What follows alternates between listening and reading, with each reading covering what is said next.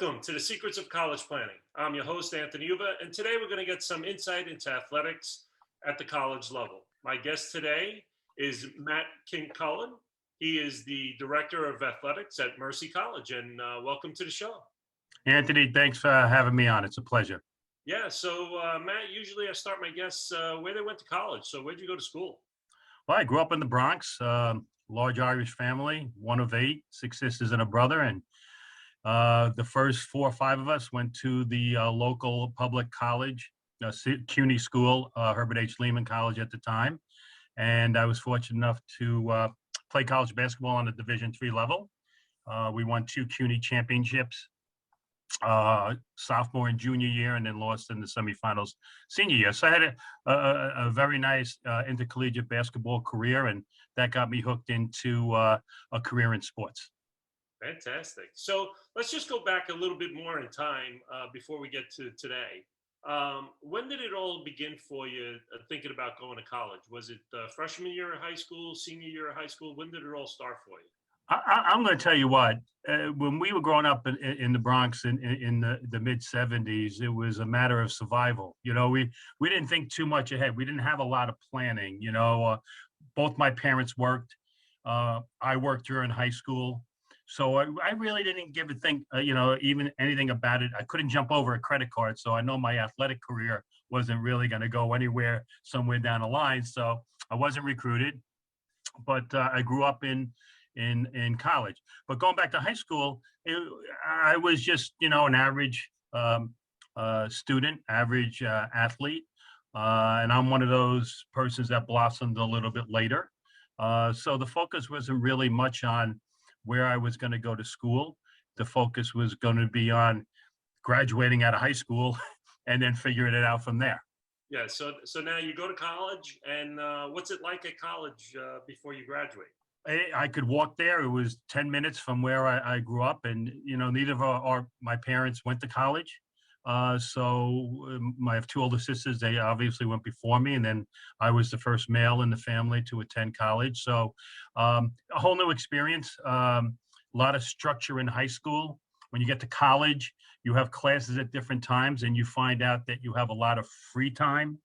And for me, sometimes the gym got in the way of of classes, so I didn't stay as focused on my academics as I should have. And thank God I had good teammates and good coaches that supported me. And the priority was getting to be a better student, and so I could stay eligible to be on the team. So that was a good part. And I think for any young person looking at a college, you want to make sure that you're with a coach that cares about you as a person and not just the athletic or the sport side of it. They're caring about what you're taking every semester academically, that you stay on progress towards your degree. And if you do slip through the cracks, which all young people do at certain times, you have somebody there that's going to support you and get you back on track. Great. So you graduate from college. How does one go from graduating from college to becoming the director of athletics at Mercy College? Well, let me tell you, it's been a long ride. I don't want to give up how old I am, but I spent 31 years as a college basketball coach. I was very fortunate to have teammates that worked summer basketball camps. And so our first big camp that we went to outside of New York City was at the University of Notre Dame in South Bend, Indiana. 6 of us got in a little duster and drove out all the way out to South Bend from New York City. And we had a great time. And I fell in love with the sport. Bronx Irish Catholic guy, fell in love with Notre Dame. And I let Coach Phelps know that, one day I'd like to be considered to work there. So he says, well, you got to get the work done wherever you're at. So we just don't hire anybody at the University of Notre Dame. We hire, people that we consider that's going to add to the university and enhance what we already have there. So that got me focused and determined, okay, how am I going to go about it? So I started as a local grammar school coach at Our Lady of Refuge High School in the Bronx, grammar school in the Bronx. Then I had a couple of good players, and a local high school coach hired me to be the JV assistant varsity coach. I started working camps during the summer besides Notre Dame. And I think the most important thing that I did, Anthony, was develop a network. And that's so important for people nowadays, because when you know people in different areas, different states, one, you find out a lot about them, but you develop your network. And I was fortunate enough to then meet Les Lombardi, who was a high school coach in Maryland, just got hired at Delaware Valley College. We were working up at Marist College Camp in Poughkeepsie. And he says, hey, you interested in getting into college? I know you're a high school, coach, and some people want to stay in high school, others want to make the go to college. I said, yeah, no, tell me what you got. So he said, oh, you're going to be assistant JV coach, and no, you head JV coach, assistant varsity coach. And then when I got down there, I was also the assistant football coach. It was all part-time. I was making about $6,000 a year. So I was painting homes. I was washing cars. I was mowing lawns, anything to do just to, keep myself in the game there. And we had a good year. And then the athletic director down there saw a job open in Vermont, head coaching job, Castleton, Vermont. So ironically, I'm painting his house, and he comes home, and I said, what was it? Is anything the matter? Am I doing something wrong? He says, no, you need to be in Vermont by 3:00 tomorrow afternoon. You got an interview for the head coaching job there. Wow. So all that stuff that I did, unbeknownst, people recognize, and so the lesson I learned right there is do the job where you're at, and people notice. And sometimes everybody's, you begin, well, I got to do this, I got to do this. No, do the job where you're at. And if you're around good people and you network, good things will happen to you. And I was lucky in that respect. So I get up to Vermont, I interview, I get the job. I'm up there 3 years, do a pretty darn good job. And next thing you know, my name, through the network, a young coach. I went to 5-star camp in Honesdale, and, you get recognized there. And then now your network develops. And I get a call from new head coach at Siena College, John Griffin, who I met at one of the camps. And he says, hey, you interested in going to the Division I? I know you're a head coach now, but it's a little bit different now coming to be an assistant. He says, yeah, but it's D1. And in the back of my mind, I'm thinking still Notre Dame. So now I've developed in my credentials year by year. And I'm saying, oh, this is great. I'm at, Catholic school. If we do well here, if something happens up at Notre Dame, blah, blah, blah, blah, blah, I got a chance. So we have 3 great years at Siena. We recruited our butts off. And in the 3rd year, we went 22-7. It was the best record in 33 years. And of course, then when you do that on Division I, people say, well, man, how did they get those players? Who was responsible for recruiting them? And next thing I know, I get a call from Tom Young, who was the head coach at Rutgers at the time. Sure. And he said, Matt, we have a spot open, blah, blah, blah. You come down, work camp. So I come down, work camp. First day of camp. Matt Kilcullen, please come up to Coach Young's office. I go, oh, whoa, what happened now? I mean, is something the matter? And he goes, Coach Phelps is on the line. And I said, what? He said, yeah, Digger's on the line. So Digger goes, Matt, Pete Gillen just took the job at Xavier University. I want you out of here. I went, okay. Problem is, I just accepted a position at Rutgers here to work as like a graduate assistant. I'm working at camp. He goes, Matty, it's Notre Dame. Right? And he goes, you told me once that you wanted to work. He goes, so I went back to Coach Young and I said, hey, listen, this opportunity. He goes, Matt, I understand thoroughly. And then 5 days later, Tom Young became the head coach at Old Dominion. So who knows what would have happened. So anyway, I worked at Notre Dame, had great 6 years there. And then I became a head basketball coach at Jacksonville University, turned it around there. Then we went to Western Kentucky, had a great first year. And then I didn't do as well my 3rd or 4th years. And I have nobody to blame but myself, because I got to the point where we were successful. And then I forgot to keep doing the things that got me to that point. So now here's the next lesson, is that you got to keep working. No matter how much success you gain, there's always somebody trying to be better. And I blame myself for that. So I got let go there in '98. Accepted a job at Manhattan College. They had lost a couple of assistants during the season. Got back in the game, and then I got interviewed down at the University of North Florida in Jacksonville, Division II program, with aspirations to go D1. So I spent 10 years there, the last 4 doing the transition from D2-1, and I wouldn't wish that transition period on anybody. Wow. because you're not eligible for the conference tournament. You don't have the resources, but you're still playing a Division I schedule.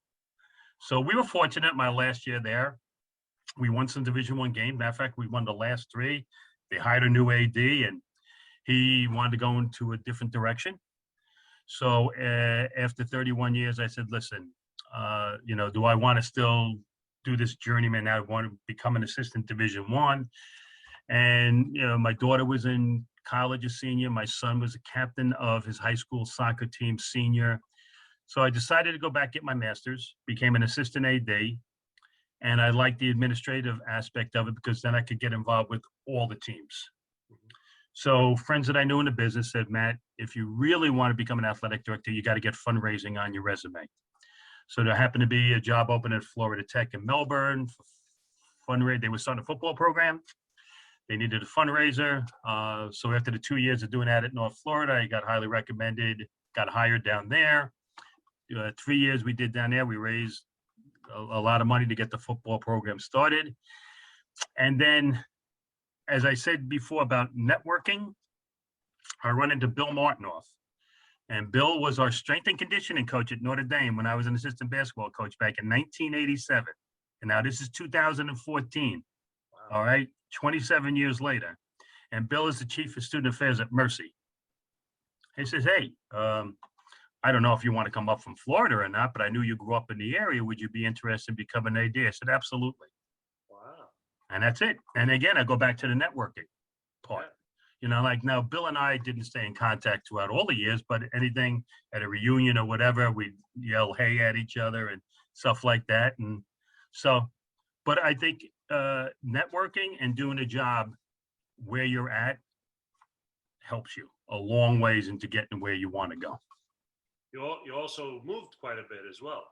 Oh yeah, I went from New York to Philadelphia to Vermont to Indiana to Jacksonville, Bowling Green, back to New York, back down to Jacksonville to Melbourne, Florida, now back up in New York. Yeah, wow, moving around. So yeah, but it was good, and a lot of good experience, met a lot of good people, and sure. I still keep in touch with the AD that gave me my first job in 1979, T.R. Terry, and other people along the way. And you don't forget those people, because those are the people that solidified your roots and solidified who you are and got you going, on the path that you're on now. So I've been the athletic director here for 7 years. I love it. I'm close to Arthur Avenue, one of some of the best Italian restaurants in around. I know New Jersey, you got some good Italian food too, but Arthur Avenue in the Bronx is pretty darn good. Yeah, and friends that I grew up with, we've reconnected. And I have a terrific staff here. They've been with me since I've been here 7 years. And that's the reason why we're having the success we're having right now at Mercy College. So that's what we're going to get into next is Mercy College. So give us a sense of what the school is like. What do students expect when they get there? Yeah, it's a small, our campus with the only residential housing as of right now is located in Dobbs Ferry, New York.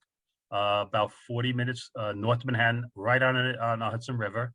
So it's great for recruiting when we bring recruits in, and we're on our turf hillside seating of our turf field, and you're overlooking the Hudson River. So it's a great sell. It's a Hispanic serving institution. We have about 800 residing on campus, and we are now in the process of opening up a dorm in Manhattan on 34th and 6th, right across from Macy's, right down there by the Thanksgiving Day Parade. And we're going to have residential housing there to the tune of about 130 students. And then we also have a campus in the Bronx. So we have 3 main campuses and then another one in Tarrytown, but that's basically financial services, IT, and whatever. The main residential campus is in Dobbs Ferry, and that's where we have all our sports. Small school, so you get that name recognition from a teacher. You're not just a number at some of these larger schools. You get to know your professors firsthand, even though in the last year and a half it's been kind of tough with Zoom and everything else. You don't have that personal experience. But in a campus climate survey that was just taken, everybody was talking about they wanted to get back on campus. They want that in-person experience of interacting with not only their professor, but then fellow students in the classroom as well. So we have a great school of business, a great school of nursing, occupational and physical therapy. Vet tech is a huge major on our campus. School of Business does a great job with their business honors program, and also sports management, exercise science, and then of course history. Cybersecurity is another big one that we have here on campus. So I would say the majority of our student athletes are business, exercise science, sports management, and then of course you have vet tech, psychology is another one. It just lends, you get to, the thing I love about it, Anthony, is getting to know everybody by name. Yeah. Because sometimes when you have big schools, like when I was coaching basketball at Division I schools, I wouldn't know anybody on the other team. You know, you may know their name or they're this and they're that, but you really don't know them. Here, you know people, you could talk to them. And I tell you what, this past Saturday is indicative of how we rally around each other. Our women lost a heartbreaker in the conference tournament finals of women's lacrosse. They were down 7-1 at halftime, tied it at 8, had an opportunity to get ahead, and unfortunately lost 10-9.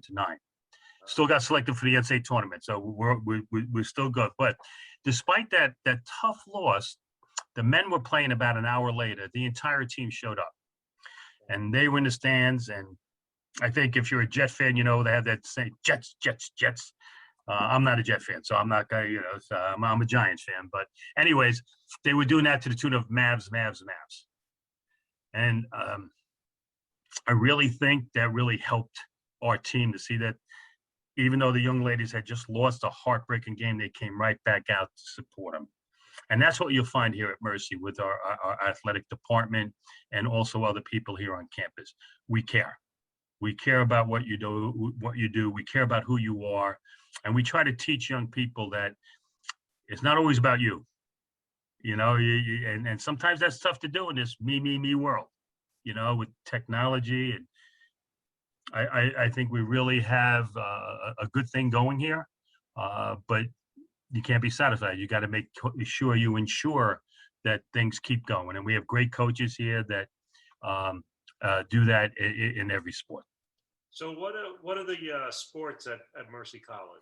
We have 10 in the fall. We're a member of the East Coast Conference, and we have 2 schools upstate, Robert Wesleyan and Damon, St. Thomas Aquinas across the river in Spark Hill, New York, University of Bridgeport, Queens, Malloy, and University District of Columbia, down in Columbia. And then we have 2 transitional schools, College of Staten Island and DUville up in Buffalo, that will be joining the conference. So very, very competitive. Stack in men's and women's basketball has been nationally competitive. Our sports, women's soccer, we reached the Final Four in 2017. Men's soccer was in the NCAA tournament last time they played, won the conference championship. Then we have volleyball and field hockey. Field hockey is the only sport that participates in another conference, the Northeast 10, because the East Coast Conference doesn't sponsor field hockey as a sport. But they've been competitive. And we just got a new coach in volleyball because the former coach just got a nice administrative job, and which is what her career path, you know, dictated. That's, she told me when she got hired, if I have a chance to be administrator, I'd like to be an administrator. So she got a nice administrative at Lehman College where I went to school. So I was very happy that Lehman College got somebody good. So we just hired a new coach there. Both men's and women's basketball qualified for the conference tournament this year. Unfortunately, men were not able to participate because in their last home game, a member of the opposing team tested positive on that Monday. We played them Saturday. We got word that Monday that he tested positive. So our team, men's basketball team, was supposed to play that Wednesday. Season was over. That was heartbreaking. Yeah. And now we're having a terrific spring with our 4 spring sports, softball, baseball, and both lacrosse programs. It's the first time since I've been here that all 4 spring sports have qualified for the conference tournament because they only take 4 teams out of the 10. So Very happy. Softball unfortunately lost in the semifinals this past weekend, so their season is over. Baseball is playing in the semifinals of their conference tournament this weekend against Malloy. And men's lacrosse beat Robert Wesleyan to win their conference championship. And the women lost to Robert Wesleyan to become a runner-up in women's lacrosse conference championship. But unfortunately, they both had great years and were selected as the number 2 seed in each division, for the men and for the women for the upcoming NCAA tournament.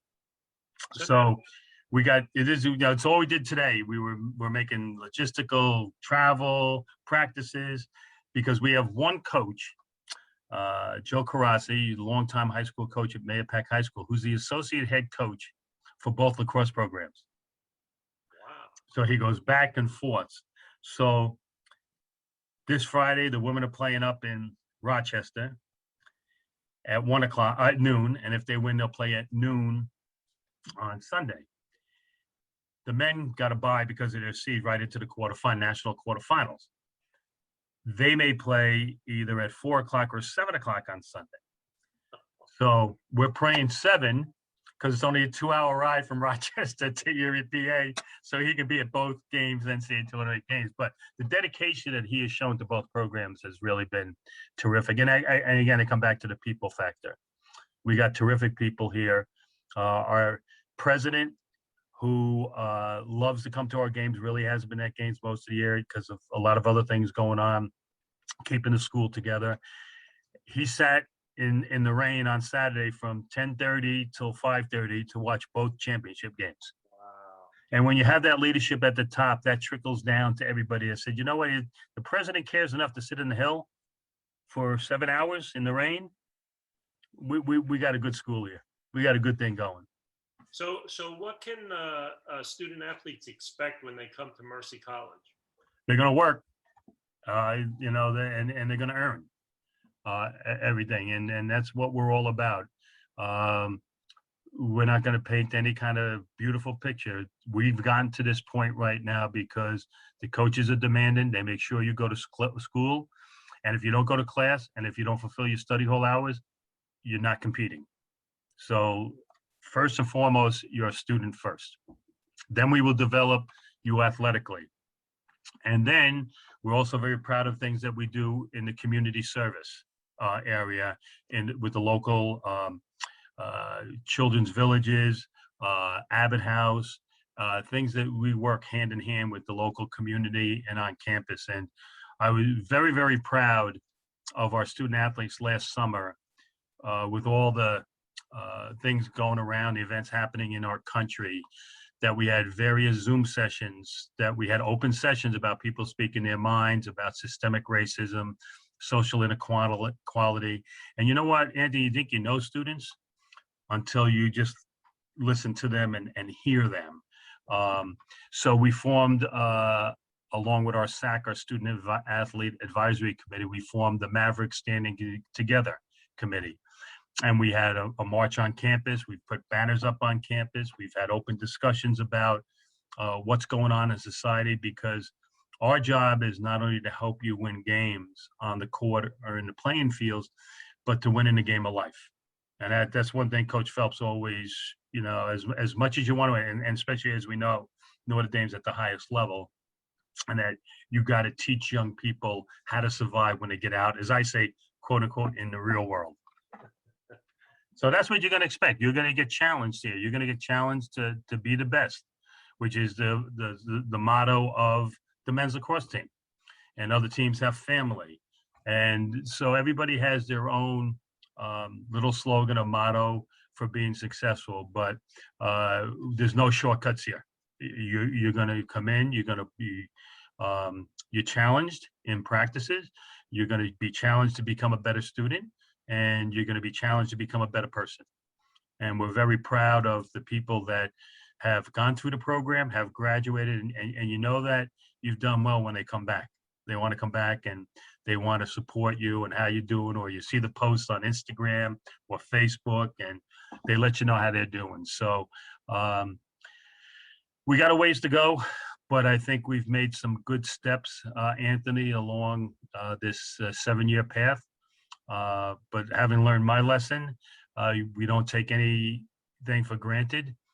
Every day is a new day, and every day is a day to get better. Well, we're coming to the end of our show, and usually I ask my guests, what advice do you want to give to the parents and the students that want to come to Mercy College? What advice do you want to give them? I would say listen to the coach and see what he or she talks about in regards to academics, in regards to their study hall hours, in regards to what happens if, my daughter or son's not going to class. Those are the telltale signs that you with a coach that cares about your son and daughter, because you don't want to be just part of the machine and we'll worry about academics later on.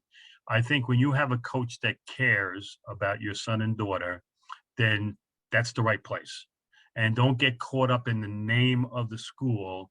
Get caught up in what is the best school for my son? What is the best school for my daughter? Because everybody's different. Even people in the same family are different. And what this school may be right for Jean, but this school for Barbara is better. So, and listen to your kids, because they're the ones that are going to have to be there and experience that school. And you don't want to ever in a situation where, well, mom and dad, that's where you wanted me to go, and they're unhappy. And we see it right now with the darn transfer portal. Everybody's like, it's like free agency in college sports. Everybody's picking a school. Hey, I don't have to lose a year. I'm going here. I'm going to put my name in the portal, see what it's like. Who wants me? I think it's very important. Listen to your kids. Let them ask a lot of questions. Let them spend time with the other student athletes on the team, not just the one that takes you around campus because they're playing. Everything's great for them. You want to be around the team and say, do I see myself as a person fitting in with this team?